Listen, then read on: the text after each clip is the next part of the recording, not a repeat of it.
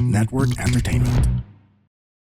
This is the advocacy, basically. I think there's a lot of people looking at motorcycles, trying to help out motorcycles, looking at it from a privilege or a rights perspective. But I think why we're different is really, how do we take this motorcycle that's being used by millions of Filipinos, looking at it as a means of hope, right, or survival, and how do we elevate that? And we want to create, careers out of this, professionals.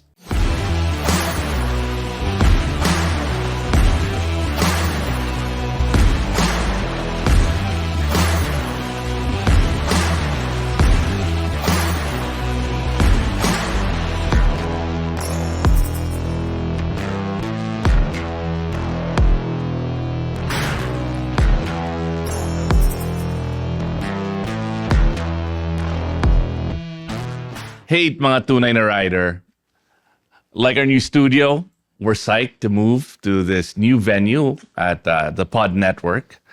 And to inaugurate this new studio at TPN, we've got my good buddy George. Hey, guys. And we're going to talk about something a little serious. And it's about representing rider rights in the Philippines. No? So this is going to be an awesome episode.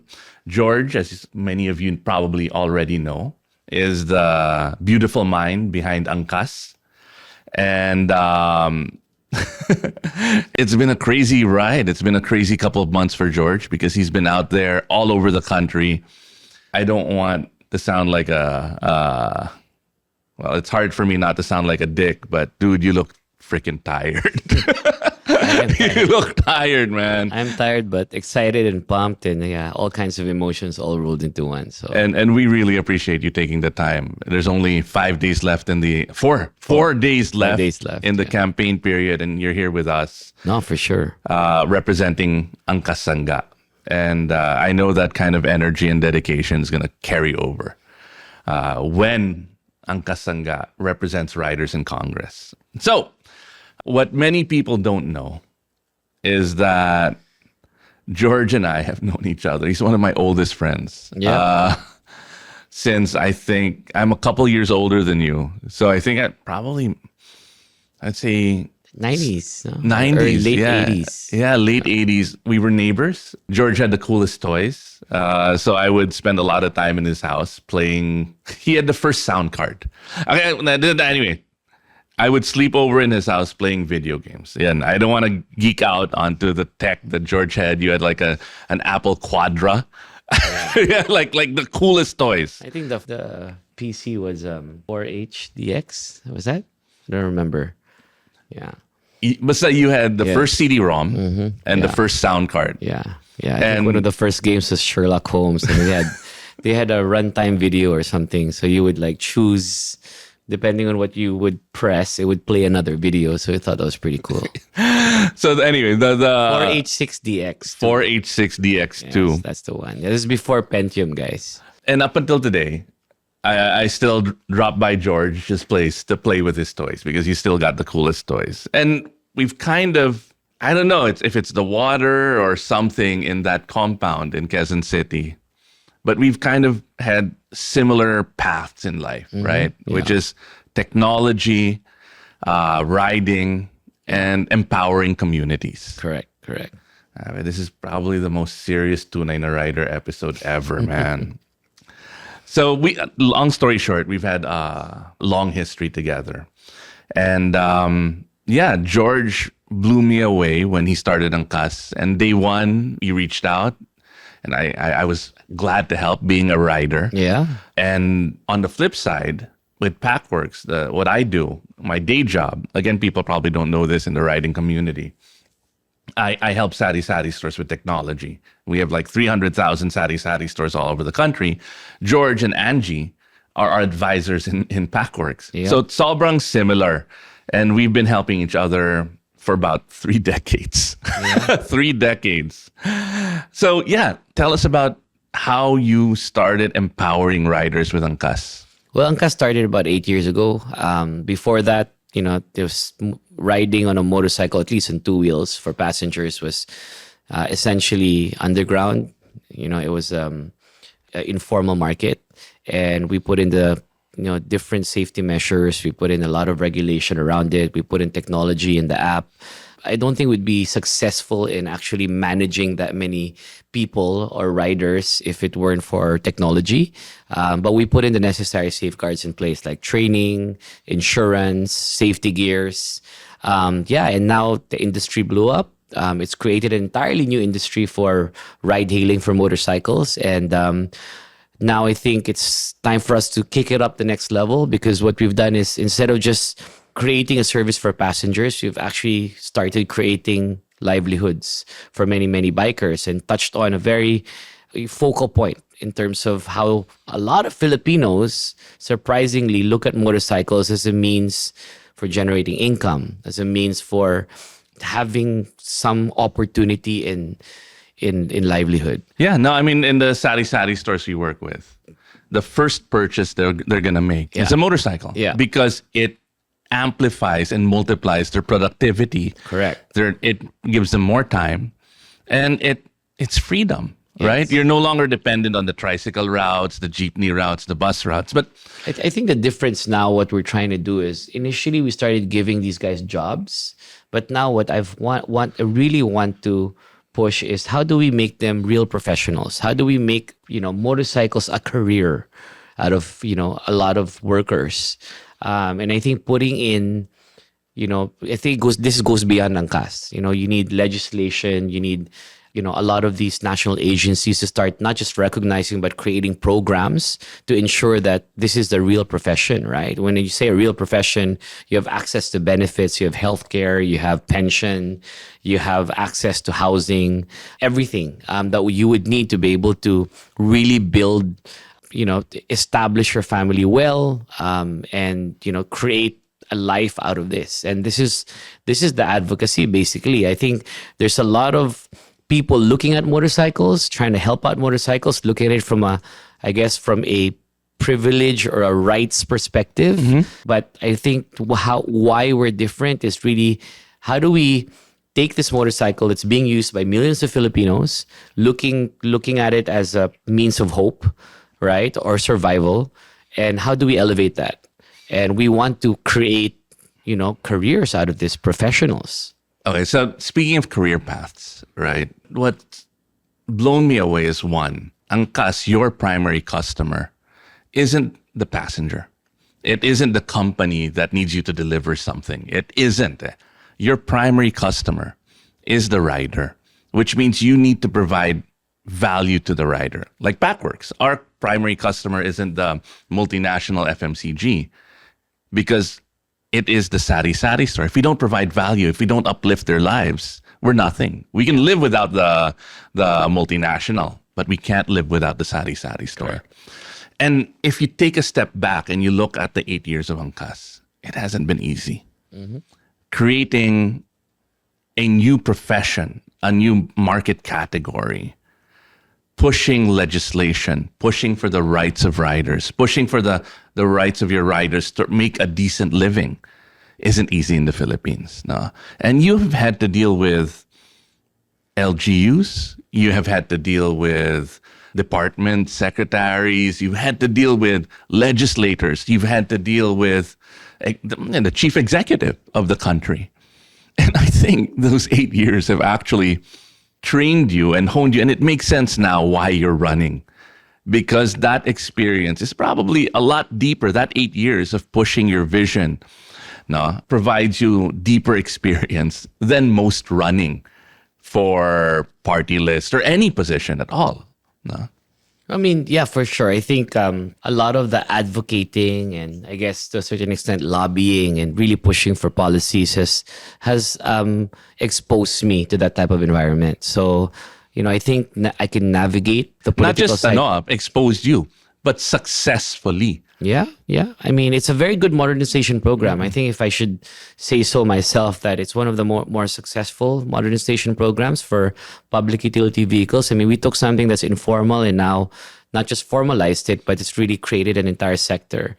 And I think this will lead the way, right? I mean, it's always, there's big bikes in the Philippines. And a lot of the big bikes have always kind of led the charge in terms of advocating for motorcycle rights.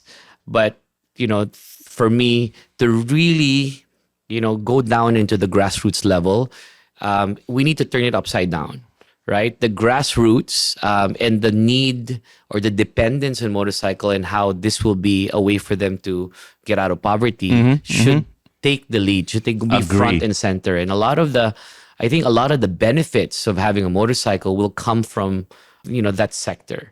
And everything else will follow suit from there.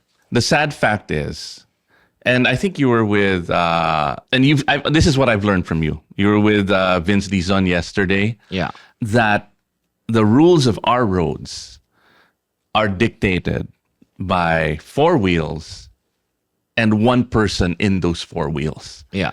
Which is completely wrong. Then moving down, I've got several big bikes. I'm the second loudest, right? But really, our roads should be there for working riders. Correct. And working riders, commuters. Yeah. And that's how we should prioritize. It's always irked me that whenever there would be rules passed, it seemed like it was willy-nilly and it was dictated by a guy with a driver. You know what I mean? Like the guys who regulate our roads and implement rules, I can't imagine them driving 4 or 5 hours every day or commuting in the MRT or riding an angkas. I can always imagine them in like Alphard na may driver and grabe ang traffic. Diba? Oy, may motor, gago yun ah. You know what I mean? I think, if having a car or our transport for us in the Philippines, unfortunately, has become more of a status symbol rather than its utility.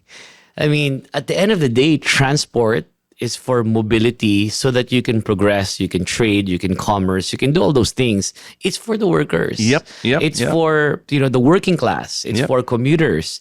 And we need to change that mindset. We need to revert back to what roads are for. Roads are for delivering people or goods from one place to another so that commerce happens and then our economy moves forward. But it's now become kind of like, the lanes for the rich, right? Like everybody wants to have a private car. We've literally trained everybody in this country that the first step to becoming successful is to buy a car, which is extremely ridiculous. Thank you, America. Right? It's the dumbest thing I've ever heard, guys. And I love, this is why I love the millennials.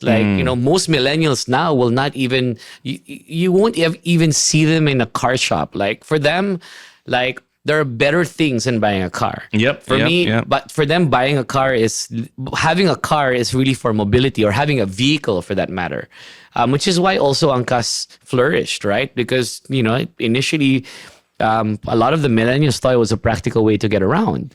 And I'm very, very thankful for that. But I think we just really need to desensitize ourselves from this false American dream that having a car is good. It's not. Getting from one place to another is good. Having a car is not necessarily something that will allow you to do that.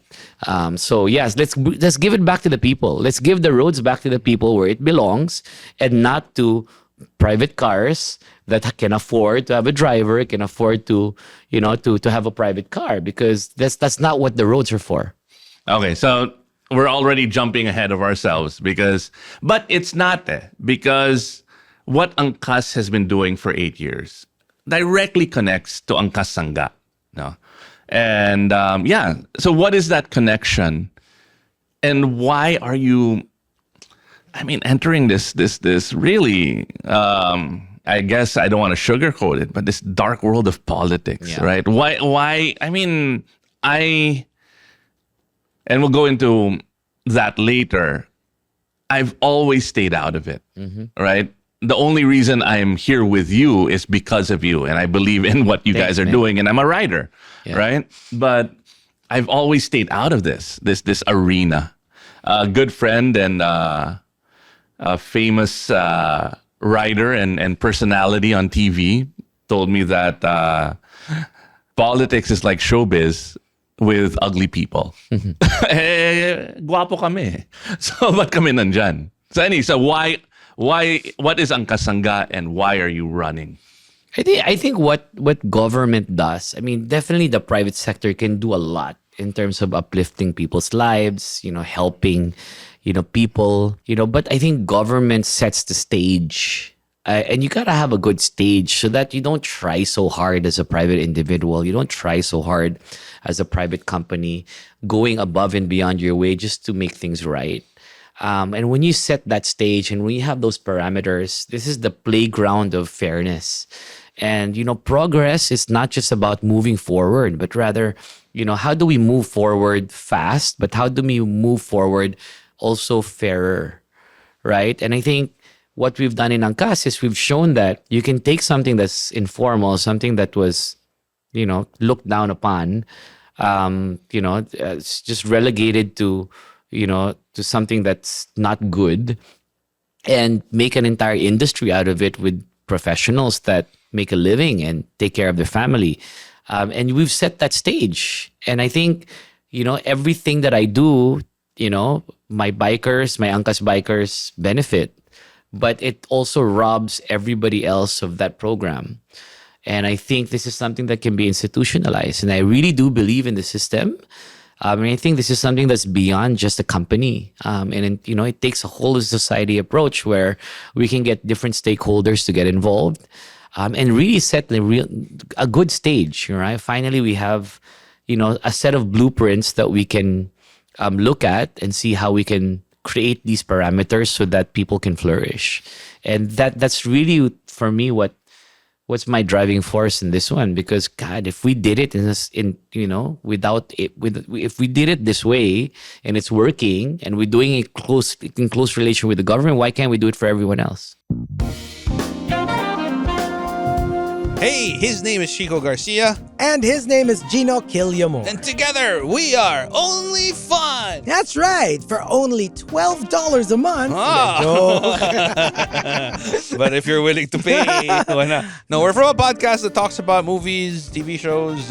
Basically, we do reviews of K-dramas, whatever is on streaming, whatever is on cinemas. We also get to occasionally interview celebrities, actors, directors, and of course infused with our own witty brand of humor and slice of life. Wow. I guess we don't infuse a lot. Check it out. We invited some friends over the other day so that George could. It wasn't a campaign thing, but I just wanted the friends of Tunay Na Rider to meet George so that they could hear what he stands for and give feedback. Now, it wasn't us talking at them. It was us communicating. And one of the things that you said that night that stood out with, and I love the post of Jancy, is that it isn't a single thing that you're running for. It is just the process of just thinking about these rules. Mm-hmm. And pushing rules, right? Not just making up, uy, bawal mag-backride dyan. Or, uy, no helmet dito sa barangay na to. Right? Who knows? Maybe it would be right. Maybe there's data. Maybe it's not about also reinventing the wheel and pushing for new laws. It's just having somebody to represent rider rights and say, hold on, let's think about this before enacting anything, because of the impact on the working riders specifically. Well, I think for us, the number of vehicles alone, then the count of motorcycles is just getting bigger and bigger. And any type of regulation, legislation, policy now affects millions of people automatically, like overnight. And I think there needs to be discussions on anything related to motorcycles in a meaningful way. And I think nobody is discussing motorcycles in any type of meaningful way. And I think we're just stuck with certain things that we think moves the needle, like enforcement, and whether or not I can, add this modification. But, this is not what the everyday Filipino thinks about. What they think about is, hey, I have this thing that I use that gets me from one place to another, and also is a source of income for and livelihood for us, and that should be center, and everything else should kind of come from that, come from that need. How do we solve that need? And everything else happens after that, whether it's infrastructure, policy, social welfare, access. But we have to talk about it in a meaningful way. We have to have intelligent conversations about it. We have to have a lot of different stakeholders that have discourse. And if you don't shed a light on it, it's never going to happen. And it's going to happen by chance. And this is what I hate. We react to things that happen because people talk about it on the side. Nobody really knows this conversation. It happens, we react, we go out on the streets or we go out on the media, and then it gets fixed. But we feel like we have a win because we fixed something that was wrong to begin with, but we never really did anything to advance anything. We're not advancing, we're just repairing what was stupid to begin with that could have been avoided if we had a process of discussion from the very beginning. And this is what I'm trying to institute. And everyone's a player here. Big bikes, small bikes, other transport vehicles, private sector, public sector. They have a role to play. But the problem is there's a small amount of people on the side making up these rules, and we just always react.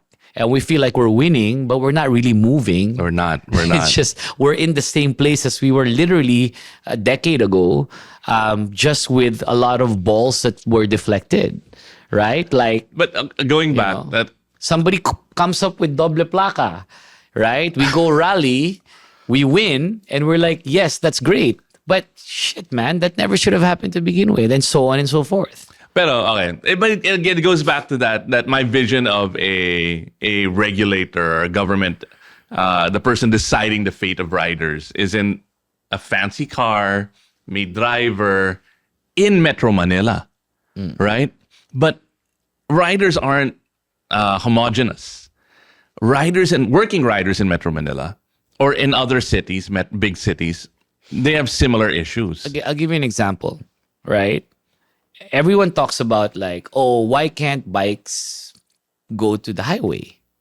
What's the purpose? Everybody talks about, okay, getting, going on a highway, like a big bike. When you're on a highway, you have the air in front of you and it's awesome, right? But only 400cc can do this. What about, the semi-big bikes, like the 300cc, the sub 400? And also, to go a little bit more technical, 250cc bike today, it's more powerful than a 400cc when that rule was created. You're talking about a Super 4? Oh, diba? Yeah, but I love the Super 4. The best. One of my first bikes. But that said, I think people are looking at it the wrong way. It's not about bikes being on the highway. It's about decongesting Manila. It's about somebody living in Laguna that can actually take a highway on a affordable motorcycle to get to the main city to work, or vice versa. Somebody working in the main city to actually be able to afford a home somewhere in Laguna or somewhere in Batangas and take the highway. It'll take them 30, 45 minutes, commute. And that is why we want motorcycles in the highway, and why we want small bikes segregated in the highway with a wall in between. I agree 100%. But that's an issue for me. I ride I don't know if we want to go into it, but I ride an electric scooter 99% of the time. Yeah. I have like 10 bikes, but every morning I'm like, Sana all. every morning I'm like, what bike should I take today? I gravitate towards the electric now. And we need you to push rules for that also. But that's for a future conversation. But what about riders in Gensan? All right. What about riders in like the provinces, wherein I would say majority of commuters are on motorcycles? What are the stands, or what are you doing so that when you're there, we can help those guys? Yeah, I mean, that's even a major point of concern, because when you go down to the provincial cities or even the provinces, many of these issues are a non-issue, not because they're fixed, but because they're tolerated. Yeah. Right? So nobody really cares about the helmet law because nobody really cares about people wearing helmets. But we need to bring up that issue and say, hey, why do you need to wear a helmet even if you're in some mountainous remote region that no enforcers really looking at you? It's about educating them. Yep. You know, bikes are so used to going to highways in the provinces right beside not vans, not cars, but 18-wheeler trucks. Yep. And nobody knows that this is dangerous. Yep. Right? And a lot of people die on a regular basis that nobody even knows about. Right? So these are pressing concerns. And if you want to make sure that we create careers out of this, make this really a professional, system, or professionalize the system, then we need to take a look at these fringes, these remote areas. And again, with proper representation, with more representation, we're able to come up with these meaningful discussions and solutions, right? Because sometimes you don't know it's a problem, and if you don't know it's a problem, you'll never look for solutions for it. I was in Basilan a month ago. And I'm a little torn because I'm one of those, like, always wear a helmet. I feel unsafe if I'm not. But I live in the metro, right, where there's a lot of craziness going on, and I'm always wearing gloves and the right footwear, no? But when you're in a remote province and you see somebody on a scooter, on an XRM, they're traveling like 30 kilometers per hour, walang helmet, the whole family is on it. And this is a debate I've had with some friends, like the Q815 guys, who believe like you gotta have helmets, you gotta enforce regulation. But do you have to? Like in those areas where there's like few people, no trucks, 9-year-olds are driving? I think regardless whether you're doing 20 kilometers an hour or 100 kilometers an hour, I mean, the road is still as hard as it is. It's still harder than your head. It's still harder than your head. So for me, I think that's my point, right? Yeah. So it's education. So you really shed a light on these things. These things you don't have to enforce on. Like, nobody enforces on you to wear a helmet. You know that you need one. But you gotta educate everyone that you need one. You gotta put it in our schools, right? You gotta teach safety. Just like how people grow up to being taught to cross roads. I don't know if they still do that now. So it's education before regulation. Yeah. And enforcement. Education always comes before regulation. Because people have to understand why they have these rules. Yeah, no, I mean, with ANGKAS, that was the same thing for us. A lot of the bikers were like rebelling against us instituting helmets, but we didn't really just regulate it or demand the helmets, but we taught them why it was necessary. And we thought that this was something that the government already did. And honestly, we did the job of government in educating our professionals why they would need this and that. And that was a hard sell in the beginning. Nobody wanted to wear helmets. Really nobody. This was a sour point in why we couldn't get bikers, because they thought that this was a frivolous thing, to the point that we had to give helmets for free, which is really cost to us for the longest time. We primed the entire system, and this is us creating that that parameter or set of rules, and now it's institutionalized. Now at least every single biker that wants to work knows that they have to wear a helmet, and this is something that's already been institutionalized. But that's the thing, you have to institutionalize it, among other things, right? Now, what I really like about ANGKAS is that you see the system and there's a virus, no? And that virus grew uncontrolled. People not wearing helmets, nakachinelas, not stopping on the line properly. ANGKAS was the initial antivirus. But with 50,000 riders, no, it will impact a large chunk of the infected organism, which is, the Philippines and the motoring community.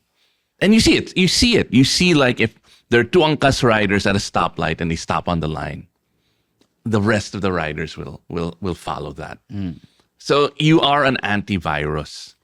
Pero kulang pa.